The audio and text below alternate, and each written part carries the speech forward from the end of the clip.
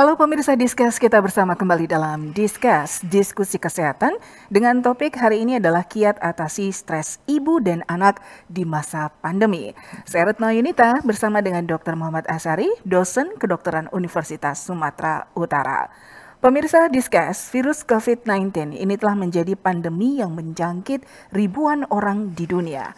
Dampaknya dapat dirasakan oleh seluruh lapisan masyarakat. Hampir semua orang dilanda kepanikan dalam menghadapi pandemi ini, ditambah dengan pemberitaan di media massa yang begitu gencarnya dilakukan setiap hari untuk menginformasikan betapa bahayanya virus ini. Selain itu, kebijakan dari pemerintah yang menghimbau seluruh masyarakat untuk menerapkan social distancing dan protokol kesehatan demi memutus mata rantai penyebaran virus yang dianggap memberikan stimulus ketakutan di tengah masyarakat. Era pandemi ini juga telah mengubah budaya dan kebiasaan masyarakat. Semula kita dapat bersosialisasi secara langsung, berjabat tangan, dan sebagainya. Kini hal itu tidak lagi bisa dilakukan dengan bebas. Segala pertemuan bisnis, sekolah, silaturahmi keluarga, hingga rapat pemerintahan dilakukan secara online. Hal ini tentu membutuhkan adaptasi untuk dapat menyesuaikan dengan situasi dan kondisi di era pandemi, terutama bagi kaum ibu dan anak-anak. Anak-anak yang semula dapat belajar di sekolah secara langsung, kini hanya bisa belajar secara online. Kesempatan mereka untuk berinteraksi dengan teman-temannya pun terenggut akibat pandemi ini. Selain itu juga sang ibu yang harus mendampingi anak-anaknya belajar secara online di tengah kesibukannya melakukan pekerjaan rumah tangga. Keduanya akan sangat mudah dilanda stres dengan rutinitas di rumah tanpa bisa berinteraksi dengan orang luar. Nah, pemirsa Discuss, lantas bagaimana cara mencegah stres saat mendampingi anak belajar di rumah dan bagaimana juga dengan anak yang mengalami bosan dan stres? Kita akan bahas hal ini bersama dengan Dr. Asari, dosen kedokteran Universitas Sumatera Utara. Halo Dr. Asari, apa kabar? Kabarnya baik Mbak Retno. Baik ya. Baik. Dan berkualitas. Dan berkualitas. Oke, saya suka dengan bahasa itu. Karena dokter selalu ingatkan bahwa sehat, ada orang sehat tapi tidak berkualitas. Benar. Oke, dokter, kita akan membahas bagaimana sebenarnya stres ibu dan anak di masa pandemi ya dok ya. Karena memang mau tidak mau kita tidak bisa berinteraksi dengan bebas seperti sebelumnya. Ya.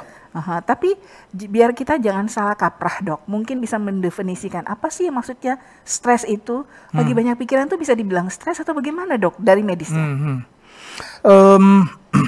Jadi ibu anak stres di masa pandemi, melihat di media bagaimana virus corona ini membuat orang semuanya kalang kabut, ya, industri menurun produksinya, ya semua industri, baik industri pariwisata betul-betul kolaps. Nah, ibu anak stres, kita lupa bapaknya nggak stres, pasti stres. Pasti stres ya. Nengok anak yang jerit-jerit takut Pak. Artinya stres bisa menular kalau gitu. Bisa. Stres kan pasti ada yang menyulutnya. Apa itu? Jadi secara definisi stres adalah reaksi seseorang baik secara fisik maupun emosional apabila ada perubahan dari lingkungan yang mengharuskan seseorang menyesuaikan diri dengan situasi itu. Nah, itu satu disebut dengan autonom reaction. Ya, otomatis dia langsung menyesuaikan diri. Awalnya kalang kabut, kita jatuh bangun segala macam kan. Namun sekarang apa yang kita rasakan? Biasa aja. Ya kan? Kayak dulu waktu pertama sekali keluar flu burung, kita kalang kabut. Wih, apa ini? Kena aku nanti, kolaps sementara industri atau perekonomian dunia. Namun seiring dengan waktu terjadilah yang namanya autonom reaction atau terjadilah adaptasi tubuh terhadap itu. Habis itu tenang lagi. Nah, seperti itu. Ada satu lagi definisi mengatakan stres adalah reaksi tubuh yang muncul saat seseorang menghadapi ancaman, tekanan, ataupun suatu perubahan yang datang tiba-tiba. Oke, berarti ancaman yang datangnya tiba-tiba. Iya, itulah dia. Apa yang terjadi adalah reaksi otonom juga, yaitu refleks, ya, reaksi refleks tanpa disadari, tanpa dipikir, timbul gerakan refleks apa itu? Menghindar. Menghindar bagaimana? Tadinya sosialnya bagus, sosialnya bagus, rame, tahu hilang semua dari sosial itu. Di rumah semua ngurung diri, ya itulah dia. Refleks. Refleks menghindar. Berarti jangan salah juga kita menempatkan kata stres ini ya dok ya. Benar. Mungkin lagi nggak punya duit nih misalnya dok, stres. Stres. Atau lagi banyak masalah putus dengan pasangan gitu atau dok. Jobless. Stres dia, jobless yang berkepanjangan. Jobless, stres, lama-lama depresi, lama-lama bunuh diri. Ini yang takutnya kita. Tapi kalau ini nampak di depan mata kok ada secercah harapan bahwa pandemik ini akan hilang pelan-pelan. Ya mudah-mudahan dok. Tahun depan rencana vaksinnya sudah ada. Gitu, iya, ada tinggal didistribusikan. Itu dia secercah harapan yang akan bermanfaat bagi kita. Tapi dokter melihat bahwa keadaan masyarakat di masa pandemi ini sudah berada dalam level stres itu sendiri atau gimana dok? Nah awalnya saya lihat sewaktu dilakukan isolasi mandiri di rumah, pakai masker, di situ orang panik. Terus cuci tangan, makan ini makan itu tindakan panik namanya itu kan wajar ya. Apabila satu ancaman datang kepada kita, ancaman itu berbahaya, maka kita melakukan suatu tindakan yang akan menghindar dari ancaman itu. Apa saja ancaman itu? Misalnya contoh, dulu kita waktu dikejar anjing misalnya, kan sekuat tenaga kita lari, sampai kita bisa meloncati pagar yang tinggi. Selesai, selamat dari anjing. Besok kita berpikir, semalam aku lompati ini pagar tinggi. Coba sekarang aku lompati. Nggak bisa. Nah, ancaman yang datang terus-menerus ya, ini akan memicu keluarnya suatu hormon yang namanya endomorfin. Endomorfin inilah yang menyelamatkan kita. Endomorfin inilah yang nanti akan merangsang zat-zat lain yang ada di tubuh kita menjadi lebih banyak, sepertinya antibodi. Ya, seperti itu. Itulah reaksi autonom reaction. Jadi apa? Antibodi dinaikkan. Caranya tadi mungkin bisa buat bahagia begitu ya, dok? Iya. Endomorfinnya buat bahagia sudah terlalu banyak. Kita tegang sekali. Endorfin keluar. Makanya disuruh oleh pemerintah, sewaktu terjadi pandemik ini jangan diam aja di rumah, olahraga. Ya. Dengan adanya siksaan pada otot, maka endorfin keluar. Dengan adanya endorfin keluar, antibodi ikut juga keluar. Meningkat begitu ya. Sehatlah kita. Nggak perlu obat. Obatnya udah ada kok di dalam tubuh. Jadi diri sendiri juga. Diri sendiri. Ya, dok, ya. Tapi dok, kalau dilihat lagi sekarang nih banyak media, mau elektronik, cetak dan sebagainya, itu sempat menyuguhkan berita-berita yang memang membuat masyarakat kita jadi paranoid terhadap COVID ini, dokter. Didramatisir supaya lebih mengerikan. Yaitu tujuan mereka memang untuk dapat duit. Nilainya itu, duit itu tadi dibikin seperti itu, dikondisikan, diancam masyarakat dengan melihat televisi. Nah, naiklah ambang stres tadi. Ambang stres tadi kan diancam terus dengan media. Media yang ancam ini jahat media. Kalau medianya santuy gitu atau sopan, mana-mana aja nih, nggak ada apa-apa. Orang pun akan tenang menghadapi pandemi ini. Di rumah nanti jam-jam sekian nanti kita keluar yuk olahraga bersama-sama, begitu aman. Nah tadi kira media bagus juga, media bikin gitu ya. Diancamnya kita, antibodi kita cepat timbul endomorfin keluar. Ya, endomorfin inilah yang tadinya cenut-cenut kepala kan, terus ada endomorfin hilang cenut-cenutnya. Ada morfin menghilangkan sakit. Nah, terus dengan ada endomorfin tidur pun jadi nyenyak. Seperti itu. Ya, karena memang dari pemberitaan itu bad news is good news gitu. Ancaman. Kalau disimpulkan ini apa? Ancaman. Ancaman bukan langsung datang kita ke rumah dia, enggak. Ancaman melalui panca inderanya. Matanya, kupingnya, telinganya mendengar. Oh iya, ngerinya. Nampak tuh di Wuhan orang berjatuhan. Nampak di sini di Eropa orang berjatuhan. Katanya. Tapi lama-lama tubuhnya menyesuaikan. Itu dia autonomic reaction. Mungkin bagi orang dewasa agak bisa mungkin menyaring ya, memfilter semua berita itu. Bagaimana kalau anak-anak, Dok? Nah, penjelasan ini dari orang tua, dari ibu atau ayahnya kepada anak-anak didekatkan, dia lagi nonton televisi, itulah kalau nggak dengar nasihat orang tua. Cukup dengan itu aja. Iya Pak, iya Mah, iya. Wah, cobalah di rumah. Nggak akan kayak gitu. Itu bijaknya orang tua kepada anaknya. Bukan ditakut-takuti, enggak. Dia kan belum judgment areanya belum berkembang. Yang di depan di kening ini di otak di depan ini itu berisi area judgment area. Ini sudah mempertimbangkan baik buruk. Itu kalau itu sudah berkembang, dia dewasa, berkembang baik, bisa membedakan ini hanya di sana. Kalau kita begini, di sini selamat kita. Gitu. Oke, jadi dalam hal pemberitaan pun memang orang tua perlu mendampingi. Makanya kalau kita lihat di media televisi begitu ya Dok, ada tulisan RBO itu ya, remaja bimbingan orang tua. Jadi memang di tontonan seperti itu harus didampingi. Orang tua harus selektif melihat siaran di televisi. Oh ini untuk anak-anak. Duduk aku sampingi. Didampingi dia. Setiap ada adegan, ada penterjemah dari orang tua. Ini maksudnya begini, ini maksudnya begini. Jadi si anak pun, oh iya. Dengan adanya keterangan dari orang tuanya, maka otak inteleknya tumbuh dikit. Ingin tahunya itu tumbuh sedikit. Besoknya tumbuh lagi. Besok kalau perlu didampingi lagi udah ngerti. Mah kayak gitu ya, kayak kemarin mah udah tahu dia. Oke.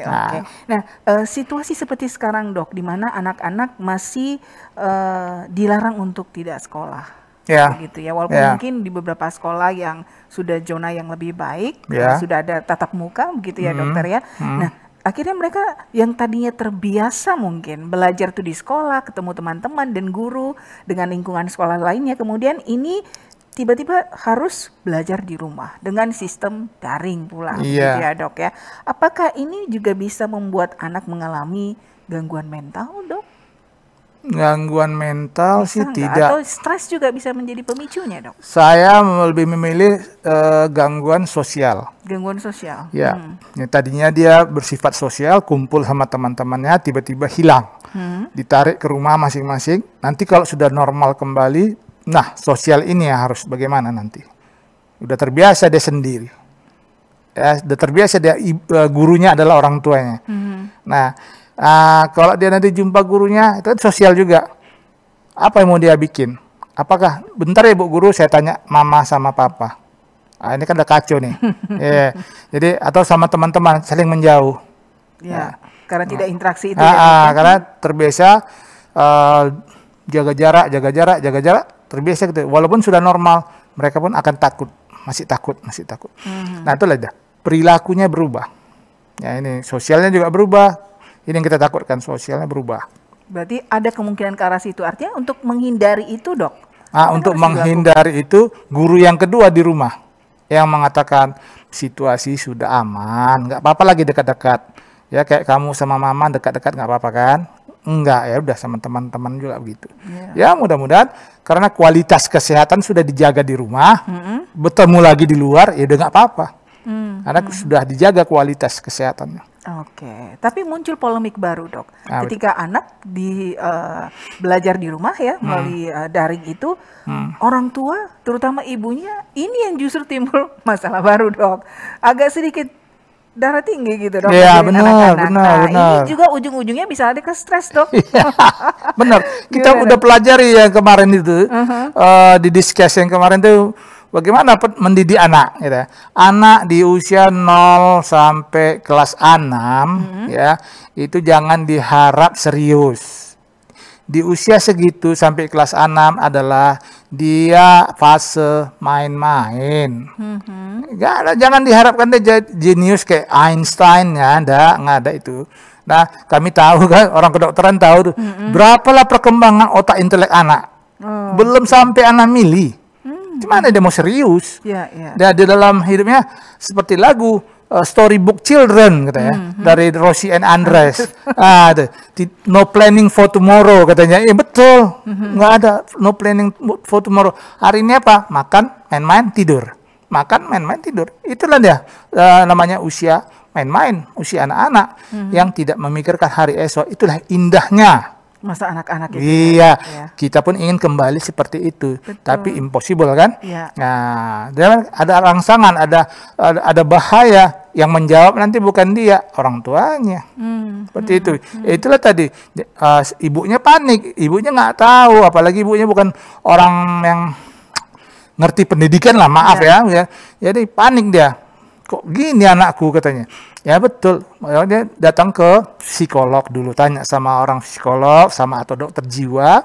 Iya benar ibu, anak ibu di usia segini ini di otaknya hanya main-main. Nanti dia SMP kelas 1 baru dia agak ada perhatiannya, serius dia seperti itu. Oke, jadi orang tua juga harus lebih bijaksana ya dok. Benar ya, ibu-ibu di rumah, bapak-bapak di rumah jangan panik. Memang begitulah anak kita di usia dari TK sampai kelas 6, jangan harap nilai rapornya tinggi-tinggi, nggak ada itu. Ya, dia hidup di alamnya sendiri, ya, di sosialnya sendiri.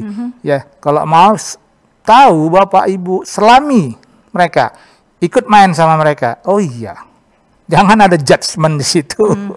Jadi ikuti masuk ke dunia anak itu ya dok ya.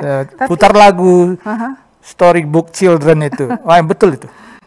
No plan for tomorrow. No plan for tomorrow. Oke, jadi nggak ada masalah gitu ya dok? Nggak ada masalah. Dok, tapi bisa nggak kira-kira kita hidup tanpa stres? Atau apakah stres itu adalah hal yang negatif? Atau memang kita butuh juga kadang-kadang? Kadang-kadang kita butuh stres.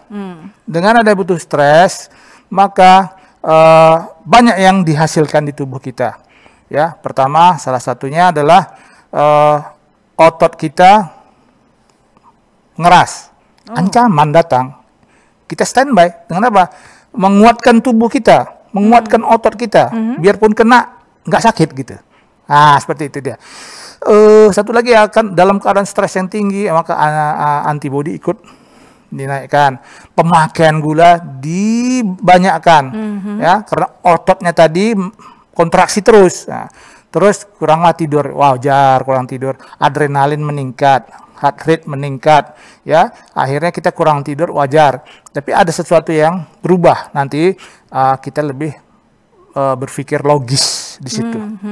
Nah, stres tak bisa dihilangkan, kita harus berdampingan dengan stres agar kita lebih dewasa. Oke, tapi artinya bahwa setiap masalah pun pasti ada solusinya begitu. Iya benar. Ya? Nah, kalau nggak mau stres, ya udah hipnoterapi lakukan.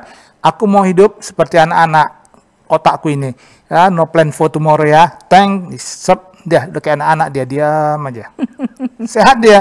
Tapi itu bisa dilakukan. Bisa. Okay. Tapi apa perkembangan intelektualnya nggak ada. Nah seperti itu. Oke, jadi selama stres itu bisa dikelola dengan baik, asal jangan berkepanjangan ya dok. Iya. Jatuhnya bisa ke depresi itu nanti. Nanti kepanjangan stres, duduk pinggir jalan, nokok-nokok batu sendiri, senyum-senyum. Nah itu takut kita. Makanya kalau orang Medan tuh punya istilah dok, kalau asal ngomong stres kau gitu. Jadi konteksnya tuh ke situ dok. Iya. Oke, baik dokter, kita masih akan lanjutkan lagi perbincangan diskusi kesehatan kita dengan topik kiat atasi stres ibu dan anak di masa pandemi. Tetap bersama kami dalam Discuss.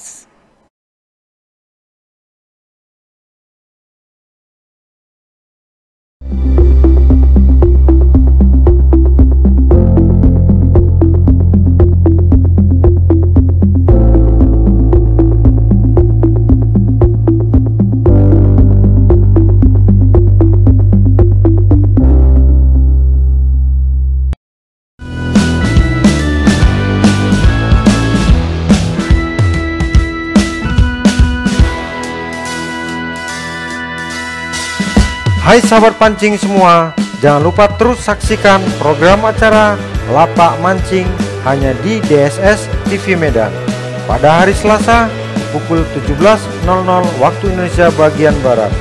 Ikuti terus petualangan kami dengan sport dan ikan tangkapannya. Jangan lupa ya, salam satu joran.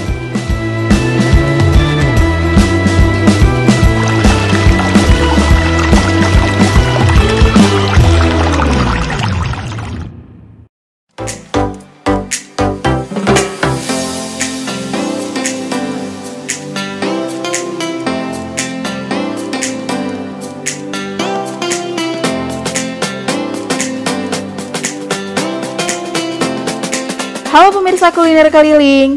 Kuliner Keliling siap untuk mencari dan memperkenalkan berbagai kuliner daerah dengan berbagai cita rasa yang akan menggugah selera pemirsa Kuliner Keliling.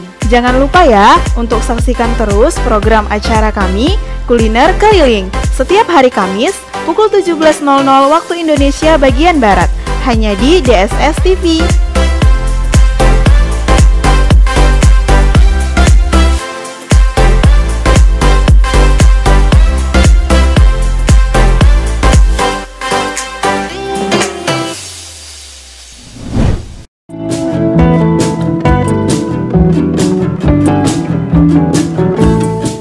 Jangan lupa saksikan terus Discuss, diskusi kesehatan setiap hari Jumat pukul 14.00 waktu Indonesia bagian Barat.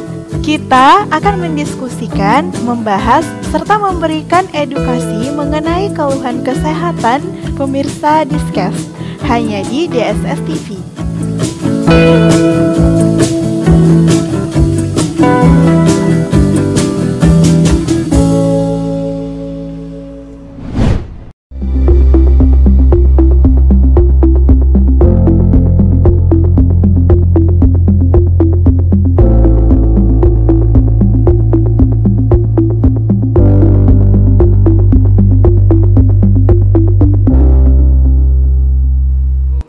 Baik pemirsa Discuss, kita lanjutkan kembali diskusi kesehatan dengan topik kiat atasi stres ibu dan anak di masa pandemi. Dan untuk pemirsa Discuss yang ingin bertanya mengenai kesehatan serta edukasi tentang kesehatan boleh melalui WhatsApp kami di 0811 6106 676. 0811 6106 676 serta di kolom komentar dan DM Instagram kita DSS TV, serta boleh juga bertanya melalui kolom komentar channel YouTube DSS TV. Kita akan bahas setiap pertanyaan melalui WhatsApp, IG serta YouTube dari pemirsa Discuss. Tunggu apa lagi? Ayo diskusi kesehatan bersama kami, pastinya akan dikupas tuntas. Dan sudah bisa diajukan pertanyaan dari sekarang dan hari Jumat akan kita tayangkan hanya di channel YouTube DSS TV. Baik Dokter Asari, kita lanjutkan kembali terkait dengan kiat mengatasi stres ibu dan anak di masa pandemi ya dok ya. Iya. Nah ini menarik dok. Case yang juga pernah, mungkin hampir semua orang tua pernah ngalaminya dok. Yeah. Jadi ketika si anak misalnya kita suruh belajar, Yeah. atau si anak kita marahin gitu ya dok ya, kok endingnya itu ujungnya tidur dok. Ini apakah respon yang memang dari sisi medis itu bisa ada alasan ya dokter? Ya, itulah tadi kita bahas secara anatomi otak anak-anak ini ya. Sampai kelas 6 itu belum berkembang area judgementnya, area apa namanya otak intelek, otak baru neokortex itu belum berkembang dengan sempurna. Jadi sewaktu adanya rangsang yang tidak dia sukai, dia reject ke alam bawah sadar dia. Alam bawah sadar anak-anak apa? Tidur, itu paling enak, menghayal. Jadi satu ancaman yang datang terus-menerus, misalnya belajar, ya belajar, itu paling kalau kita ngambil suatu sampel atau kita teliti, suka nggak kita dengan belajar? Nggak ada yang suka di satu dunia ini. Nah, paling berapa orang yang suka gitu kan? Nah, ancaman itu atau stimulus itu yang akan menghabiskan energi ke otak. Cepat sekali tuh, ancaman datang. Dibakar gula terus, lama-lama habis gulanya, timbul apa sampah di otak, maka kita lemas, ngantuk. Itu dia. Atau melakukan suatu tindakan menghindar. Misalnya marahi sama orang tuanya, dia melakukan tindakan menghindar supaya lebih enak menghayal tidur.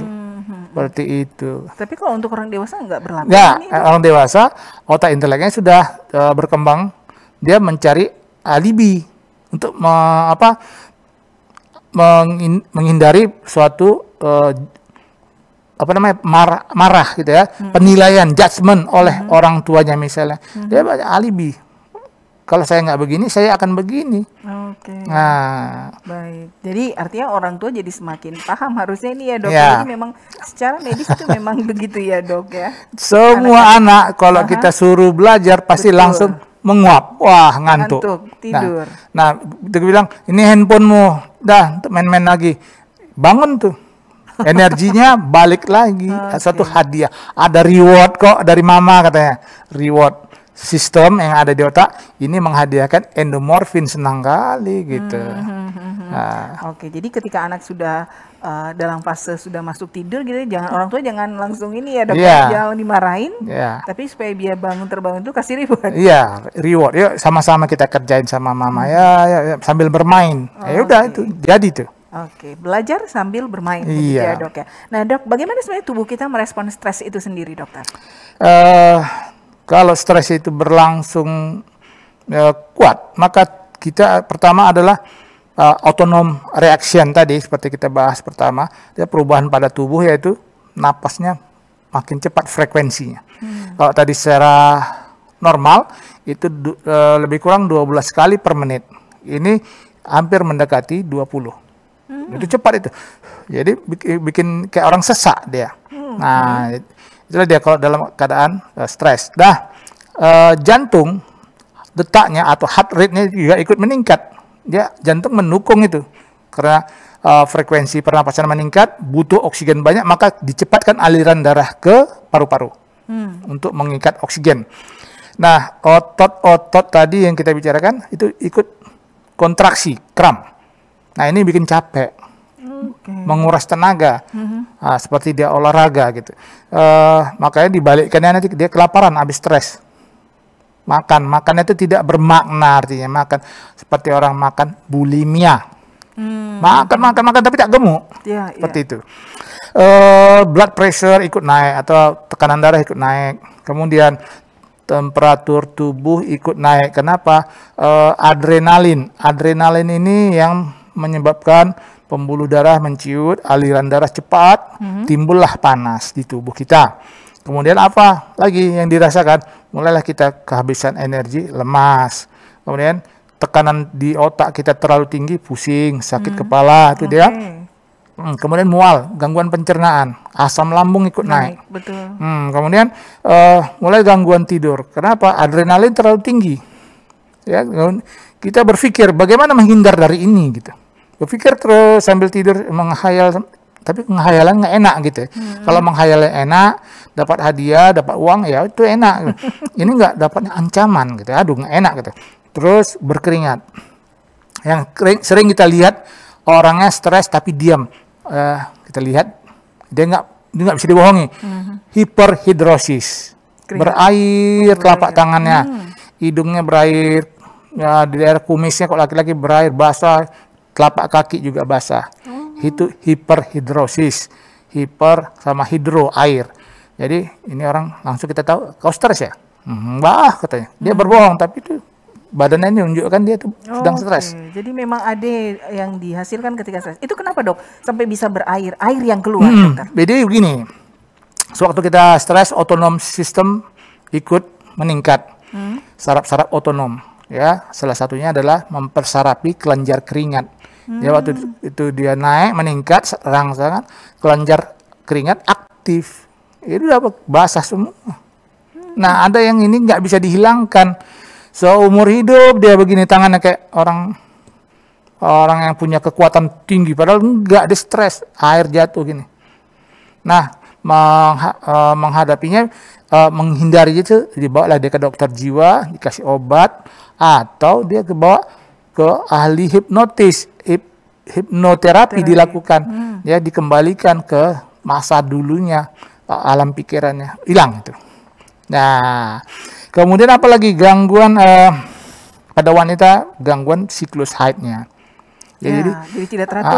Tidak teratur nih, kok datang lagi atau tak datang selama 4 bulan, tiba-tiba ada, tiba-tiba hilang lagi gitu. Coba ditanya, kerjanya apa? Kerja saya di bank teller. Oh, patutlah. Jadi dalam keadaan stres dia kerja. Kalau salah hitung habis dia. Nah, seperti itu ya. Makanya beri dia cuti. Cuti aja 2 minggu. Cuti balik lagi itu bagus. Oke, ketika kita sudah berada dalam tahap yang stres itu, apa yang harus dilakukan, Dok? Selain mungkin keluar dari rutinitas yang membuat kita mungkin, kalau tadi itu rutinitas yang memicu stres itu sendiri. Ya. Tapi kalau kita menghadapi stres mungkin dalam hal yang lain, dokter, apa yang harus kita lakukan? Kalau Olahraga? iya, salah satu menghindarkannya, menghilangkan bayang-bayang itu dia pakai lakukan kegiatan yang lain ya agar kita tidak memikirkan yang satu lagi. Perhatian kita ya. Olahraga itu bisa yang sifatnya santai ya, atau orang barat bilang yoga, lakukan yoga. Ya, tutup matamu, tarik napas, ya udah yoga. Atau ada yang bilang suatu penelitian di Oxford University mengatakan lakukan olahraga triathlon. Seperti apa itu? Contoh, olahraga dia pertama maraton. Maraton dan lebih kurang 5 kilo, kemudian disambung dengan olahraga naik sepeda. Habis itu lakukan olahraga berenang, enak kan? Sudah tadi hangat, didinginkan. Olahraga juga. Nah, akhirnya apa? Di saat yang seperti ini endomorfinnya memuncak di dalam kepalanya, tenang dia. Endomorfin, kata kuncinya. Ya. Jadi untuk mengambil keputusan pun juga sudah lebih cepat, baik. ya, Ya, udah Dok, bagus ya. Jadi dia tadinya udah panik, dia ada stres, triathlon dulu, ya. Karena di luar negeri olahraga tuh memang dilaksanakan gitu. Orang senyum-senyum, segar, Bagaimana sehat. kalau menjerit, Dok? Gitu mengeluarkan stres itu, masalah itu tadi Ya, dengan menjerit. sama seperti dengan nyanyi. Aha. Nah, apa kesukaan lagunya misalnya kan? Lakukanlah di pinggir-pinggir tempat yang sepi gitu kan, atau tempat yang ada karaoke-nya kan, nyanyilah situ suppose yang dia sukai. Dibarengi dengan keluarganya mungkin yang mendukung dia. Jangan ya sama-sama orang stres di situ. Nah, ada orang yang mendukung dia, saudaranya atau keluarganya. Hilang itu. Oke. Dok, Ya. tadi saya masih penasaran tadi, stres ternyata bisa menular dengan orang-orang di sekitar kita, Dok. Ya, begini caranya. Macam orang mengantuk, menguap bisa menular ke orang lain. Betul. Ya, kenapa gini? Kan itu semuanya di mindset kita. Jadi begini, wah satu orang, Refleks yang lain melihat, wah enaknya tidur ini. Nah, di saat yang begitu dia ngomong, aktivitas otonomnya menurun.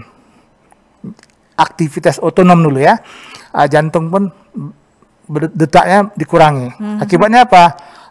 Oksigen ke otak juga ikut turun. Kuncinya adalah oksigen. Oksigen yang turun, kita ngantuk. Seperti itu. Nah, stres juga gitu. Udah orang stres, satu lagi, udah gini-gini dia di kantor, megang-megang tangan, dingin, panas, segala macam. Sebelahnya temannya melihat gitu. Iya, ini bahaya nih, bisa kalau aku kayak gitu gimana? Mulailah dipikirkan. Nah, ini adalah otonomik juga ya, sifatnya otonom. Ya, jadi bisa menular. Ya, jadi itu adalah rangsangan yang diberikan seseorang kepada orang lain. Ikut nular lah. Oke. Nah, ada istilah manajemen stres, Dok. Manajemen stres Itu itu yang gimana maksudnya? ada, kalau kita bilang nanti orang ada yang nggak ngerti. Aku udah sekian tahun aku stres. Salah dia, kenapa nggak cari pertolongan ya kan? Ada fasilitas rumah sakit ya, cari dah pertolongan kepada ahlinya, seperti ahli jiwa, ahli penyakit dalam dan sebagainya. Nah, manajemen itu salah satunya adalah pertama apa yang mendasari dia stres itu. Dia takut misalnya besok ujian, misalnya ada stres dia. Setiap atau jumpa dosen besok masalah tugas, hadapi bukan dihindari. Hadapi, datangi dosennya, biarlah dimarahi kan nggak dibunuh, habis direpeti, gini cara jalannya, selesai masalah. Itu aja. Oke, baik. Itu yang maksudnya manajemen stres, Iya. Dok ya. Oke, nah dokter, kalau kebosanan itu misalnya rutinitas yang akhirnya menjadi kebosanan buat seseorang atau buat anak-anak yang disuruh, wah ini di masa pandemi seperti sekarang ini, anak-anak kan juga sangat bosan di rumah begitu ya, Iya. Dok ya. Dan jangan dulu keluar rumah. Nah, ini gimana, Dok? Apakah rasa bosan itu bisa juga berujung pada stres atau bahkan mungkin kepada gangguan mental, dokter? Ya, yang kita takutkan ujungnya adalah bulimia, makan. Ya, jadi mereka di rumah nonton televisi, pakai gadget, bosan. Bukan kalian aja yang bosan, papa juga bosan. Ya, tapi papa takut di luar. Oh ya, itulah kita bikin triknya untuk membunuh kebosanan tadi. Nah, ya akibatnya apa lagi? Itu tadi makan, lebih banyak makan. Akhirnya bulimianya aneh nih, bulimia yang menyebabkan agak naik berat badan. Nah, itu tapi memang ketika kita mengalami stres, dok, bisa kenapa bawaannya mau makan justru, dok? Pelariannya ke situ, dok. Bulimia ini menyebabkan adrenalin meningkat, energi pun dipecah habis-habis, ya. Hormon memecah lemak, lipolisis, lemak dipecah menjadi energi, habis lemak, lapar, balas lagi, gitulah. Jadi lapar, balas lagi. Seperti itu dia. Oke, jadi itu alasannya kenapa mungkin banyak wanita nih, dok, termasuk saya. Kalau lagi banyak masalah atau lagi stres tuh larinya ke situ, dok. Makan, ya. Jadi sesuai postur tubuh. Boleh saja, tapi rendah kalori. Cari yang rendah kalori. Oke, cemilan yang rendah kalori begitu ya. Jangan yang tinggi kalori atau gulanya, bisa gemuk kita. Oke, dokter, mungkin di sesi ini dokter bisa menjelaskan bagaimana kiat-kiat jitu untuk mengatasi rasa stres, dokter. Ya, kalau kita mau mengatasi stres, kiatnya adalah apalah hobi kita. Ya, ada seseorang hobinya misalnya menulis, ya tulis. Ada inspirasi atau ide apa yang mau ditulis, ya tulis. Ya, itu eliminir tingkat stres, bukan menghilangkan stres, menguranginya. Ada orang yang suka melukis, dia dengan melukis itu dia tenang. Ada yang suka menghayal. Silakan, selagi itu positif, menghayal yang bagus. Jangan yang enggak ya. Dia laki-laki dia menghayal kalau 3 istriku cuma ini jangan, makin stres nanti.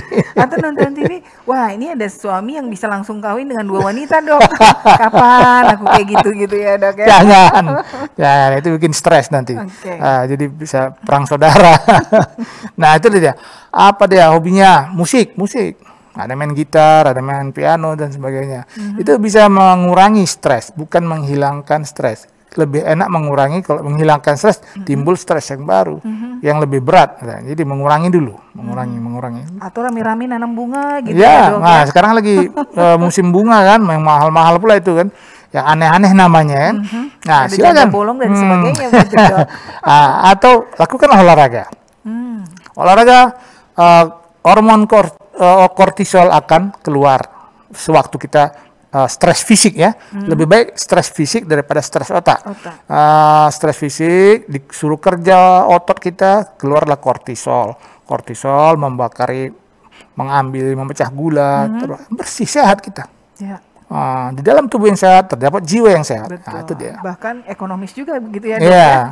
Kalau jalan aja kok, bukan kita harus lari-lari main bola, nggak boleh. Nah, jadi olahraga ekstrim tuh jangan. Jadi jalan santai. Oke, jadi pemirsa Diskes, kalau saat ini Anda punya masalah dan merasa, wah ini kok hidup saya sampai mungkin putus asa ya, dok ya. Coba mencari pilihan alternatif seperti tadi dokter jelaskan. Kita jangan meniru negara satu lagi yang kalau lagi stres tinggi langsung bunuh diri. Jangan, itu nggak bagus. Ya, selesai masalah belum. Misalnya seperti negara Jepang, mereka loncat dari gedung tinggi atau nembak diri sendiri sampai mati atau gantung diri gitu. Jangan, itu salah besar, salah. Oke, jadi tetap apapun masalahnya pasti ada jalan keluarnya begitu ya, dok. Iya, ya. benar. Dan untuk mengambil keputusan yang baik adalah bagaimana tadi Anda menggali minat bakat ya begitu ya, dok ya. Kemudian olahraga yang juga menjadi pilihan yang sebenarnya cukup ekonomis, Anda cukup jalan saja begitu ya, dok ya. Itu akan membuat bawa keluarga jalan, ketawa-ketawa nengok alam. Ya. Nah, udah sehat dia. Sehat ya. Oke, baik dokter, terima kasih sekali Sama-sama, atas Mbak. waktunya pada kesempatan kali ini, dan pemirsa Diskes juga jangan lupa kami ingatkan terus bagi yang ingin bertanya mengenai kesehatan serta edukasi tentang kesehatan boleh melalui WhatsApp kami di 08116106676 serta di kolom komentar dan DM Instagram DSS TV, serta boleh juga melalui kolom komentar channel YouTube DSS TV. Kita akan bahas setiap pertanyaan melalui WhatsApp, IG, serta YouTube dari pemirsa Diskes. Jadi tunggu apa lagi? Ayo diskusi kesehatan Anda bersama kami. Pastinya akan dikupas tuntas. Sudah bisa diajukan pertanyaan dari sekarang dan pada hari Jumat akan kita tayangkan hanya di channel YouTube DSS TV. Saya Retno Yunita dan juga Dr. Muhammad Asari, dosen kedokteran Universitas Sumatera Utara, mengucapkan terima kasih dan sampai jumpa.